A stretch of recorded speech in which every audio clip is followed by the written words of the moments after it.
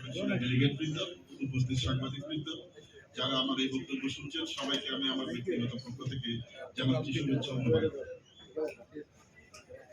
আমি আমার বক্তব্য দীর্ঘায়িত করবো না, যেহেতু আজকে শুক্রবার কিছুক্ষণ পরে আমরা নামাজে চলে যাব। প্রথমে আমি আপনাদের কাছে আন্তরিকভাবে ক্ষমা চেয়ে নিচ্ছি চট্টগ্রাম সিটি কর্পোরেশনের মেয়র ডক্টর সাদাত হোসেন ভাইয়ের পক্ষ থেকে।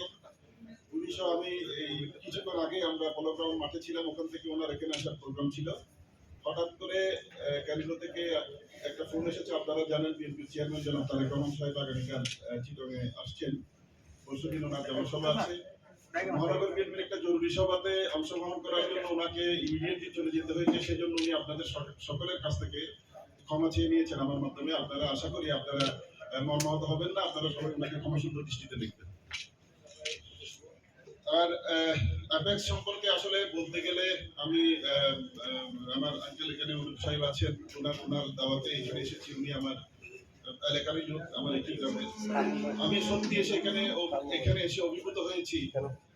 বর্তমানে সময়ে যেখানে আমরা নিজেদেরকে নিয়ে এত বেশি ব্যস্ত, আমিত্বকে নিয়ে, নিজের কাজ নিয়ে, সেখানে পরিবার, ব্যবসা বাণিজ্য এবং নিজের প্রশাসনকে বাদ দিয়ে আপনারা আত্মমানবতার সেবায় দেশের বিভিন্ন প্রান্ত থেকে আপনারা যেভাবে এসে এখানে একত্রিত হয়েছেন, এজন্য আমি আপনাদের সকলকে মোবারকবাদ জানাচ্ছি, ধন্যবাদ জানাচ্ছি।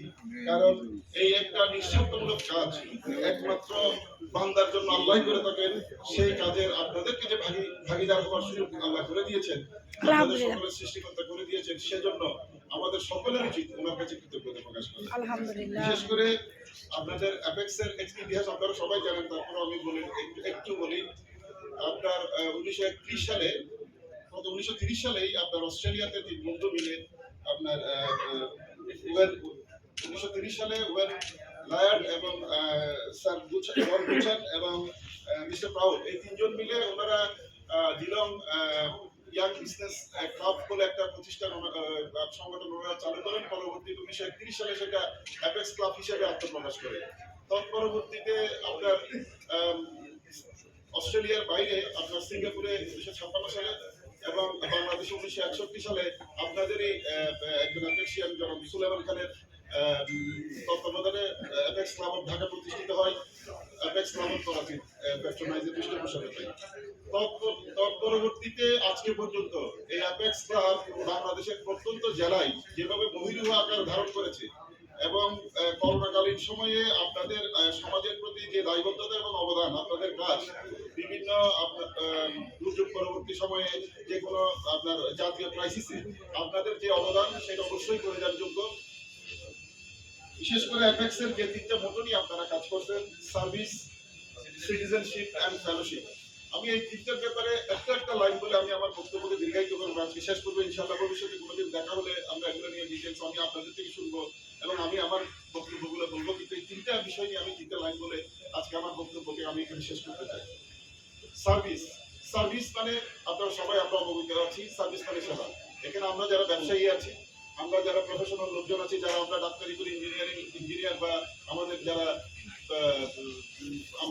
অ্যাডভোকেট আছি, সবাই আমরা সার্ভিস প্রোভাইড করি সমাজ। বিনিময়ে আমরা ওখান থেকে রেমুনারেশন বলেন, কনসিডারেশন বলেন, বেনিফিট বলেন, আমরা কিছুটা কিছু পেয়ে থাকি। একমাত্র এই আপনারা যারা এই ধরনের নন পলিটিক্যাল সামাজিক সংগঠন, যারা সার্ভিসের মধ্য দিয়ে কোনো কিছু আশা করেন না, আপনাদের চাওয়া পাওয়ার সবচেয়ে মহান সৃষ্টিকর্তার কাছে। ওই সার্ভিসের বিনিময়ে উনি আমাদেরকে যে যা এবং খায়ের আল্লাহ আমাদেরকে দান করবেন, এটাই আমাদের পরম পাওয়া। এই কাজ একমাত্র আল্লাহ প্রেরিত ওনার প্রতিনিধি ছাড়া সাধারণত সব মানুষের পক্ষে করা সম্ভব না। সুতরাং আপনারা অ্যাপেক্স করেন, যেহেতু অ্যাপেক্স করেন এই ধরনের যে কোনো নামে আপনি সামাজিক আত্মমানবতার সেবায় কাজ করেন, এটা আমাদের সকলের জন্য এটা আল্লাহ প্রদত্ত বিশেষ একটা নিয়ামত বলে আমাদেরকে ধরে নিতে হবে। সুতরাং এই কাজটা করে যেখানে আপনার কোনো চাওয়া পাওয়া বা আপনার কোনো ডিজায়ার নাই, আপনার কোনো কনসিডারেশনের বিষয়ে আমরা যখন ফোকাসে রাখি না, সুতরাং এই কাজের জন্য আপনার উত্তম প্রতিফল একমাত্র আল্লাহ তাআলা কর্তৃক আমরা প্রাপ্ত হব। সেজন্য আমি আপনাদেরকে মোবারকবাদ জানাচ্ছি। ইনশাআল্লাহ দুনিয়ার পাশাপাশি আমরা আখিরাতের জন্য এই ধরনের কাজ করে যাচ্ছি। আল্লাহ এটাতে আমাদেরকে কবুল করুন ইনশাআল্লাহ। দ্বিতীয় বিষয় যেটা আপনাদের যে মোটো, সবচেয়ে গুরুত্বপূর্ণ বিষয় সিটিজেনশিপ। আমরা সবাই জানি নাগরিক হিসেবে আমাদের সকলের চাওয়া পাওয়া থাকে রাষ্ট্র আমাদের জন্য কি কিন্তু যারা আমরা আত্মসমাজ এই ধরনের ক্লাব নিয়ে আমরা কাজ করি বা আপনারা যারা কাজ করেন বিশেষ করে অ্যাপেক্স এর মাধ্যমে আপনারা রাষ্ট্রের জন্য কি করবেন, রাষ্ট্র তথা সমাজের জন্য কি করবেন, আপনি আপনার এলাকার জন্য কি করবেন, আপনি চিন্তা করেন 18 কোটি মানুষ, 18 কোটি মানুষের মধ্যে আপনারা কয়জন মানুষ অ্যাপেক্স এর পজিটিভ সদস্য হবে বা এরকম লাইন হতে পারে, রোটারি হতে পারে, আরো যারা আমরা নন পলিটিক্যাল সামাজিক সংগঠন করি। আল্লাহ নির্দিষ্টভাবে আপনাকে আমাকে আমাদের সবাইকে চুজ করেছেন এই ধরনের সামাজিক কাজ করার জন্য, এই ধরনের একটা মহান কাজ করার জন্য, যেখানে আপনি রাষ্ট্র থেকে না চেয়ে বরং রাষ্ট্রের জন্য কি করতে পারছেন সেই বিষয়টাকে আমরা ফোকাস করছি। এখানে আমাদের একটা বিষয় সেটা হচ্ছে যে রাষ্ট্র যেভাবে আপনাদেরকে অ্যাড্রেস করা দরকার, রিকগনিশন দেওয়া দরকার সামাজিক কাজের জন্য, ওইটা হয়তো রাষ্ট্র পাচ্ছে না, এটা রাষ্ট্রের ব্যর্থতা। কিন্তু রাষ্ট্রের জন্য আমরা যেগুলো করে যাচ্ছি সেটা ইনশাল্লাহ আমাদের ভবিষ্যৎ প্রজন্ম থেকে প্রজন্মান্তর ধরে আমাদের এই কার্যক্রম এবং এই আত্মমানবতার সেবার অগ্নিমোশন আমরা চালিয়ে রাখবো ইনশাল্লাহ। দ্বিতীয় যে আপনাদের মতো ফেলোশিপ, অত সুন্দর একটা মতো ফেলোশিপ, ফেলোশিপটা আসলে এটা আমাদের সবার মাঝখানে আছে। আমরা যারা আপনি ফেলোশিপকে এখানে আপনার ক্লাবের মধ্যে শুধু আপনি বিবেচনা করবেন না, আপনি ফেলোশিপটাকে বিবেচনা করেন আপনার পরিবারের মধ্যে, আপনি আপনার ভাই বা আপনার বোনেরা আপনারা যেভাবে একটা পরিবারকে মেনটেন করে যাচ্ছেন, এইটাও কিন্তু ওয়ান কাইন্ড অফ ফেলোশিপ। আমাদের যারা সুলেমান খান সাহেব বাংলাদেশে আপনার প্রথম অ্যাপেক্স ক্লাব অফ ঢাকা প্রতিষ্ঠা করে দিয়েছেন, উনি একটা বীজ বপন করে দিয়েছেন। আজকে ওখান থেকে শুরু করে এখান পর্যন্ত বাংলাদেশের প্রত্যেকটা জায়গায় প্রত্যন্ত ডিস্ট্রিক্টে আপনার অ্যাপেক্স ছড়িয়ে পড়েছে।